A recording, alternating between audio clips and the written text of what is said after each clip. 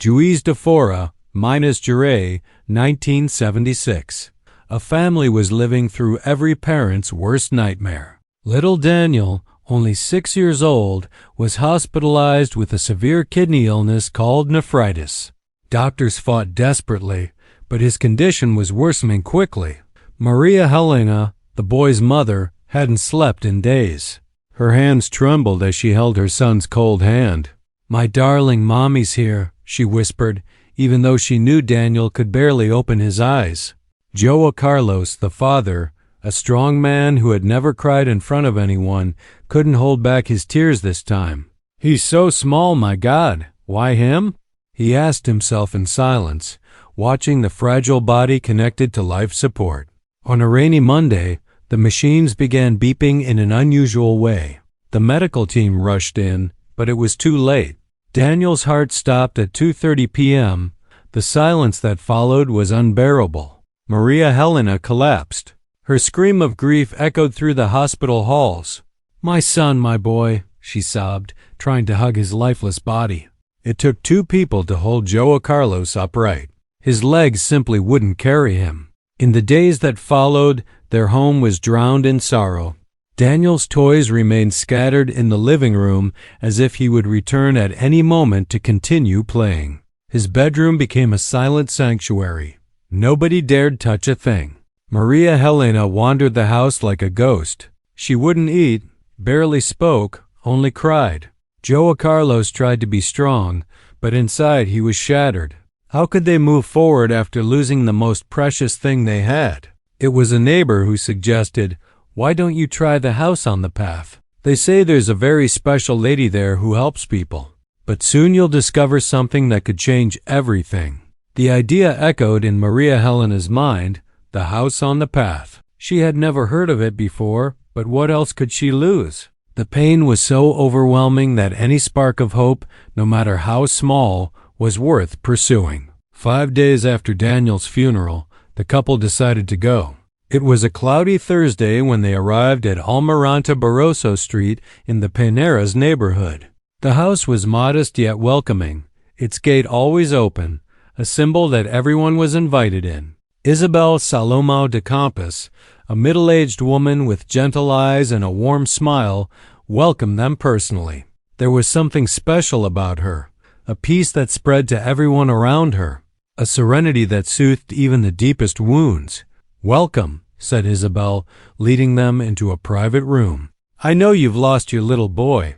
The words were so tender that Maria Helena instantly felt understood. João Carlos, skeptical by nature, observed everything with suspicion. How could a stranger possibly ease such crushing grief? But as Isabel spoke of life's continuity and of eternal love, something in his chest began to soften. "Death does not exist," Isabel explained gently.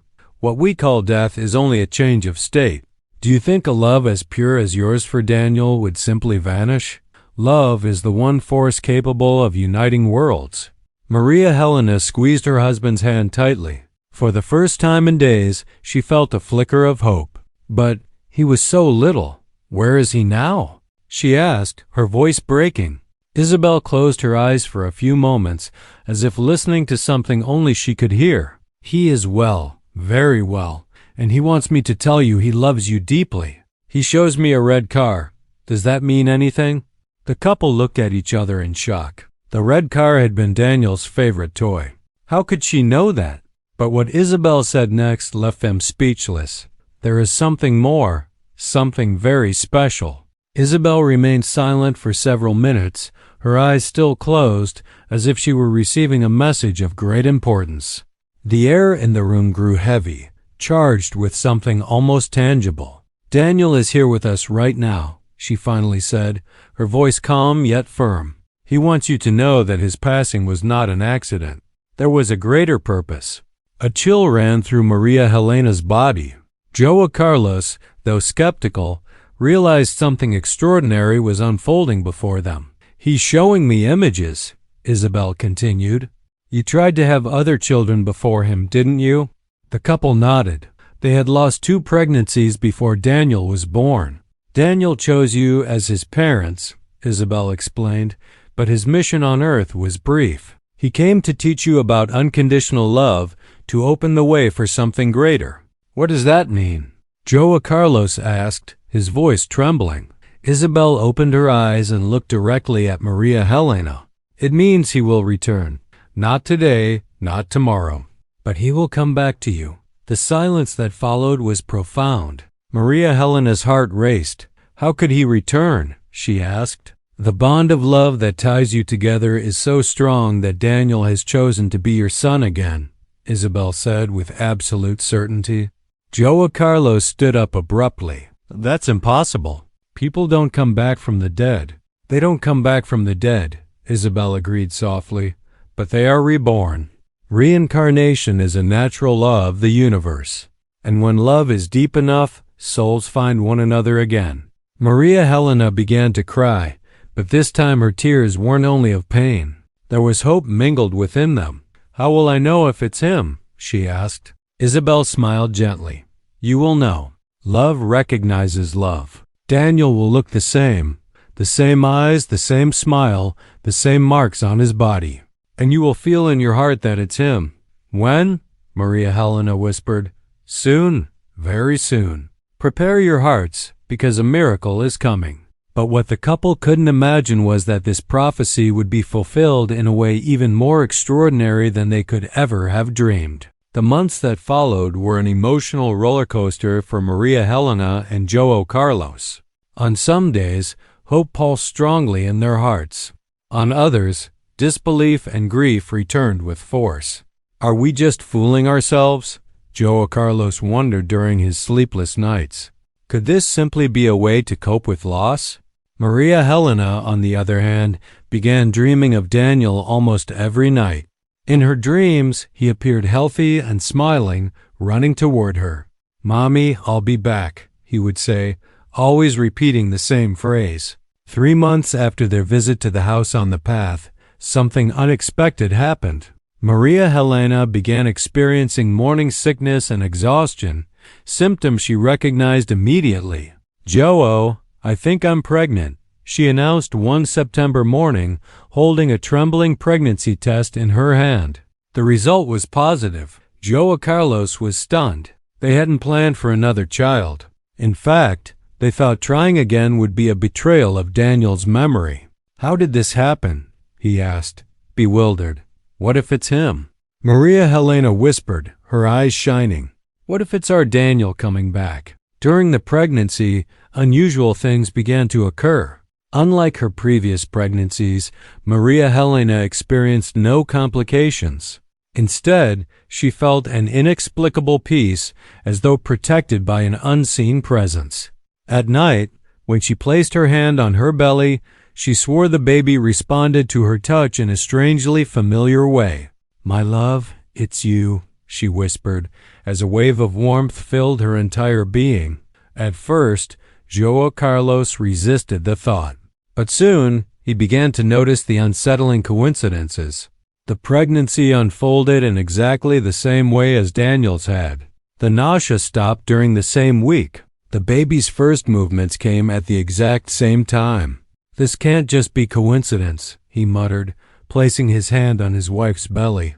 At that very moment, the baby kicked firmly, as if answering his father's touch. The delivery was scheduled for June 1977, precisely 1 year and 1 month after Daniel's death. Maria Helena knew this would be the ultimate test. Could the impossible truly happen? June 5, 1977, dawned bright and sunny in Juiz de Fora. At 5 a.m., Maria Helena woke up with strong contractions. Joao, it's time, she cried. The drive to the hospital was filled with anxiety and anticipation like nothing they had ever felt before. Joao Carlos gripped the steering wheel with sweaty hands, while Maria Helena tried to breathe through the pain, her thoughts racing. What if it isn't him? What if we've been clinging to an illusion? She wondered. Yet something about this birth felt different, a strange familiarity, as though everything was unfolding exactly as it was meant to. At 2:30 p.m., the exact same time that Daniel had passed 1 year earlier, a healthy baby boy weighing 3.2 kilograms was born. The room fell silent as the nurse lifted the newborn. Maria Helena and Joao Carlos froze in shock. It was Daniel. The same expressive brown eyes, the same shape of his face, even the same tiny star-shaped birthmark on his left arm, exactly where Daniel had it. "My God," whispered Joao Carlos, tears streaming down his face. "It's him. It's really him." Maria Helena sobbed uncontrollably. When she held the baby in her arms, he instantly stopped crying and looked deep into her eyes with a gaze she immediately recognized. It was the gaze of her Daniel, tender, intelligent, and full of love. "Welcome back, my darling," she whispered, kissing his forehead. The news spread quickly among relatives and friends. Some reacted with disbelief, others with awe, but everyone who saw the child was struck by the uncanny resemblance. Even the doctors couldn't explain it. "Genetically possible, yes," one pediatrician remarked, "but statistically almost impossible for two siblings to be so identical." They chose to name him Gabriel, messenger of God. Yet, deep down, everyone knew who he truly was. In the first months, the evidence only grew stronger. Gabriel cried only when he was hungry or tired, just as Daniel had. He smiled the same way, made the same little hand gestures. But what happened when Gabriel turned 2 left the entire family stunned. He was playing in the living room one afternoon. He picked up a yellow toy car, paused, shook his head, and began digging through the toy box. Finally, he pulled out a red car identical to the one Daniel had cherished. "This one," he said with a satisfied grin, one of the first clear words he ever spoke. Maria Helena felt chills run through her body. How did Gabriel know about the red car? They had never mentioned Daniel's favorite toy. But that was only the beginning. One day, as they drove past the hospital where Daniel had died, the 2-year-old pointed at the building and asked, "Mommy, was I sick there?" Joao Carlos slammed on the brakes. "He's never even been to this hospital," he whispered to his wife. The coincidences kept multiplying. Gabriel feared the very same thing that terrified Daniel: thunder. No one had taught him this fear. He was simply born with it. Whenever a storm rolled in, he would run into his mother's arms, exactly as his brother once had. His favorite meal? Pasta with tomato sauce, the same dish Daniel always asked for. He even slept in the same peculiar position, on his side, with one hand tucked beneath his face. And his nightmares mirrored Daniel's as well. He often woke up screaming about stomach pain, the very symptom that had first revealed Daniel's kidney disease. But the most striking moment came one quiet Sunday afternoon. Maria Helena was sorting through an old photo album when Gabriel climbed onto her lap. He flipped through the pages until he stopped at a picture. "Me," he said, pointing to a photo of Daniel at 4 years old, smiling in the garden. Maria Helena's legs went weak. "No, sweetheart, that's Daddy when he was little," she lied gently, trying to shield him from a truth too complex for a child, but Gabriel shook his head firmly. "No, me. I'm here." He tapped his tiny finger insistently on the photograph. That night, shaken, Maria Helena called Isabel Saloma. "Isabel, I need to talk to you. Gabriel is remembering." "It was expected," Isabel replied calmly. Souls that return out of love often retain fragments of memory, especially in the early years. It's proof that love conquered death. But what Gabriel said at age 3 shocked even Isabel. He was playing in the garden on a sunny afternoon when Maria Helena came to call him in for a snack. The boy stopped, looked directly into his mother's eyes, and spoke words that left her breathless. "Mommy, when I died, I saw you crying so much." The world seemed to spin around Maria Helena. Her legs trembled so violently that she had to lean against the gate. "What did you say, my love?" she whispered. But Gabriel simply went back to playing, as if he had said something completely ordinary. "I was sad when Mommy cried, but the little angels told me I could come back so you wouldn't cry anymore." At that very moment, Joao Carlos arrived home from work and overheard. His heart pounded as he walked closer. "Gabriel, do you remember when you were Daniel?" he asked carefully. The boy nodded with total naturalness. "I was Daniel, now I'm Gabriel, but I'm still me, Daddy." The simplicity with which he spoke about such profound matters left them speechless. For Gabriel, it was as natural as saying he had gone to play in the park the day before. "Why did you come back, son?" Maria Helena asked, struggling to hold back tears. "Because I love you very, very much," Gabriel replied, stretching out his little arms. "And you were so sad." Jesus said that children who love deeply can return to their family. That week, the couple decided to take Gabriel to visit Isabel Salomao at the house on the path. They needed guidance on how to handle such a unique situation. When they arrived, something remarkable happened. Gabriel ran straight to Isabel as if he had known her forever. "Aunt Isabel," he shouted, hugging her tightly. Isabel was moved and astonished. "Hello, dear. Do you know me?" "You told Mommy I was coming back," Gabriel replied, as if it were the most obvious thing in the world. Isabel shivered. She had never met Gabriel before. He had been born months after that conversation with his grieving parents. During their talk, the boy revealed things no 3-year-old should know. He spoke about heaven, about angels, and about what it was like before being born again. "It's so beautiful up there," he explained, "but I wanted to be with Mommy. Then they let me go back into her belly again."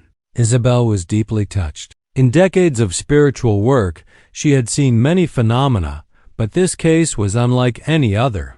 "You have a miracle in your home," she told the parents. "Gabriel is living proof that love is eternal." But Gabriel had one more revelation that left everyone astonished. At age 4, he began drawing obsessively. Yet these were not ordinary children's doodles. They were maps, detailed maps of places he claimed to have lived before. "Look, Mommy," he said proudly, holding up a drawing filled with remarkable detail. "This is where I played when I wasn't in your tummy yet." The sketches showed gardens, houses, people dressed in white, and a bright light at the center. Gabriel drew with precision far beyond his age. "Who are these people?" Maria Helena asked, pointing to the figures. "They are my friends from there. They take care of the children who don't have a mommy and daddy," he answered innocently. But the drawing that left the family most impressed was one he made on a Sunday morning, a portrait of an elderly man with a white beard, gentle smile, and kind eyes. "Who is this, sweetheart?" asked Joe Carlos. "That's Grandpa Chico," Gabriel replied with excitement. "He's the one who told me I could come back to you." Maria Helena and Joe Carlos exchanged bewildered looks. Grandpa Chico? They didn't know any Chico in their family. Later that afternoon, they showed the drawing to Isabel Salomao. The moment she saw it, her eyes filled with tears. "My God," she whispered, "this is Chico Xavier." She explained that Chico Xavier was one of Brazil's most renowned mediums, known for his compassion and dedication to children in the spiritual realm. He had passed away only a few years earlier. "But Gabriel has never seen a picture of Chico Xavier," protested Joe Carlos. "So what?"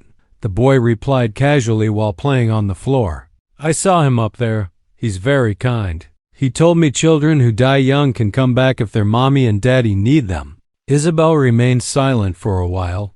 Then she asked, "Gabriel, can you tell me more about what Grandpa Chico said?" The boy stopped playing and looked at her with surprising seriousness. "He said there are many sad children up there because their parents get too sad down here. So he allows some children to return to make their parents happy again." "And how did you choose to come back to your parents?" Isabel asked softly. Gabriel smiled. "I didn't choose. The heart chose.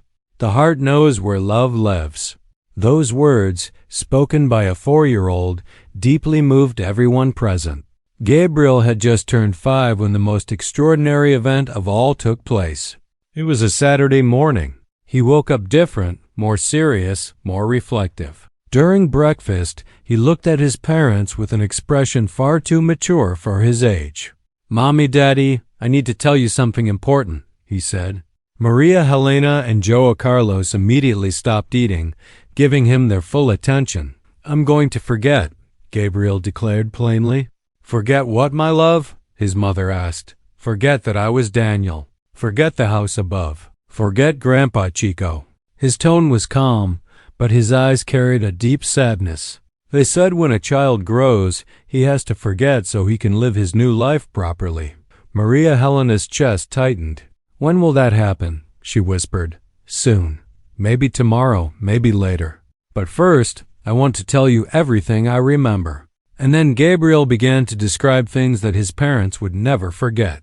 He spoke of the afterlife with details no 5-year-old could invent. He explained how souls recognize each other through love, how they choose their new families, how earthly suffering is only temporary. There is no sadness up there, he said.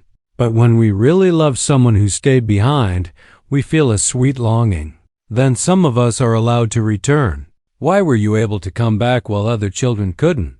João Carlos asked, his voice trembling. Gabriel thought for a moment before answering. Because you love so much. Strong love builds bridges between worlds. He grabbed a piece of paper and drew one last picture, a shining bridge connecting two houses. Look, he said, this house is me up there. This house is you down here. Love made the bridge so I could come. The following Monday morning, Gabriel woke up as a normal 5-year-old. When Maria Helena gently asked him about Daniel, he looked confused. Who's Daniel, Mommy? The memories of his past life had vanished completely.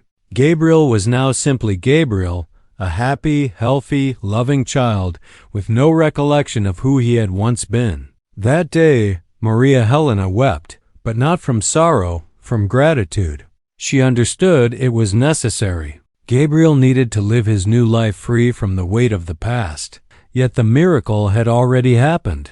Love had conquered death, and they had been granted 5 extraordinary years of proof that life continues beyond what our eyes can see. 20 years passed since the day Gabriel forgot his memories of Daniel.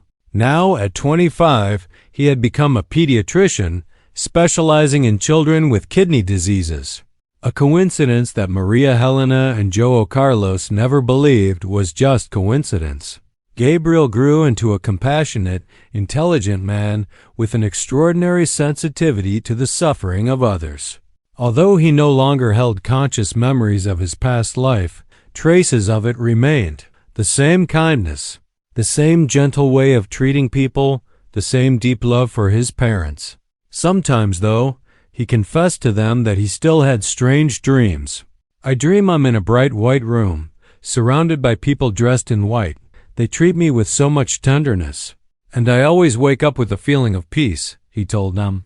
Maria Helena and João Carlos would exchange knowing glances.